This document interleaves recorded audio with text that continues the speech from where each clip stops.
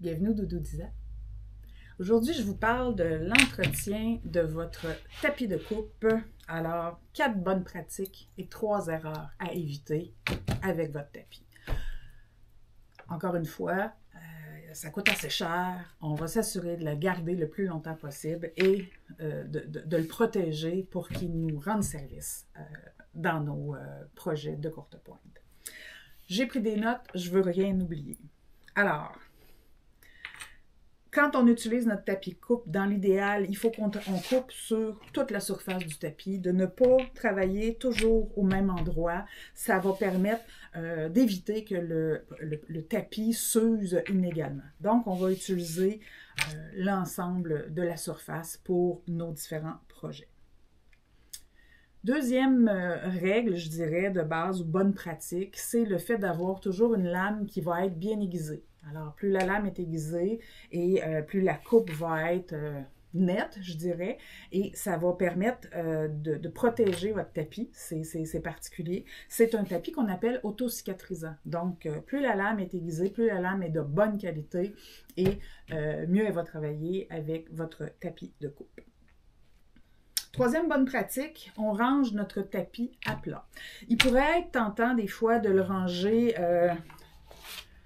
sur le bord d'un mur ou dans une position où il ne serait pas à plat. Là, le tapis risque de prendre des formes qu'on ne veut pas. Donc, il faut qu'on prenne l'habitude de le ranger à plat ou minimalement dans soit un sac à portfolio, en tout cas, de façon à ce que le tapis soit vraiment, garde une forme plate pour que ce soit plus facile de l'utiliser. Il n'y a rien de pire qu'un tapis qui est gondolé. Une autre chose qui est importante, c'est de le nettoyer de façon régulière. Il va arriver des moments où on va avoir travaillé, entre autres, avec du molleton et on va se ramasser avec des petites effilochures là, dans le projet. Alors, ce qu'on peut faire, c'est on va utiliser une gomme à effacer douce pour enlever ces petits restants-là de tissu. On pourrait prendre une brosse douce, donc que ce soit une brosse à dents, une ancienne brosse à dents, une brosse pour le linge, donc pour enlever ce qui va rester, ou un chiffon microfibre. Ça aussi, ça va permettre de bien entretenir votre tapis. Ce qu'il faut éviter avec le tapis de coupe, c'est de ne jamais l'exposer à la chaleur. Alors, que ce soit entreposé tout près d'une source de chaleur, plainte électrique ou autre, c'est pas très bon. Le fer à repasser, malheureusement, il est souvent pas loin. Alors, le fer à repasser est pas le meilleur ami de votre tapis de coupe. La chaleur du soleil non plus. Donc, on ne laisse pas le tapis de coupe dans la voiture entre qui la rencontre à la guilde ou la course. Donc, la chaleur risque de faire gondoler votre tapis de coupe. La même chose quand on l'entretient, on ne va pas utiliser d'eau chaude. Quand vous allez l'entretenir, vous utilisez de l'eau tiède, oui, pour justement faire en sorte que le tapis de coupe n'aime pas la chaleur. Alors ça, c'est vraiment quelque chose qu'il faut éviter. On ne va pas le rouler, particulièrement les grands, on ne va pas le rouler, on ne va pas le plier non plus. Il existe des tapis qui se plient. Ceux-là, vous pouvez le faire, mais les tapis réguliers, on les garde à plat. Et on ne va pas utiliser non plus de produits chimiques ou abrasifs pour le nettoyer. Vous allez vous magasiner des problèmes.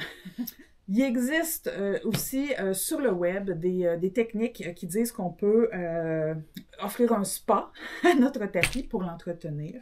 Alors, c'est pas une pratique qui est officiellement recommandée par les concepteurs, les fabricants de tapis.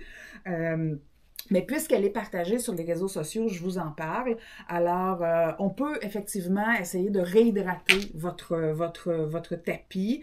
C'est du PVC, ce sont des couches de PVC, ça peut sécher avec le temps.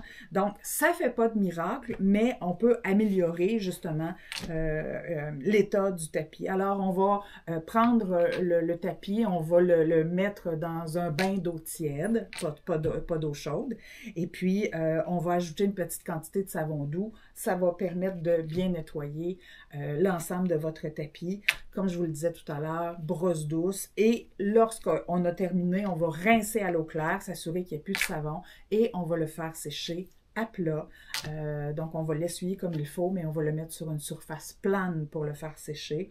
Et à l'air libre, à l'ombre, pas au soleil, pas à la chaleur, pas au fer à repasser, au séchoir à cheveux, ni au fer à repasser. Donc, c'est vraiment là, pas de chaleur directe dessus, ni de lumière trop forte. Alors, c'est un bon investissement quand on fait de la courte pointe d'avoir un bon tapis. Alors, l'important, c'est d'en prendre soin. Et si vous en prenez soin, bien, ça va vous permettre de l'utiliser longtemps.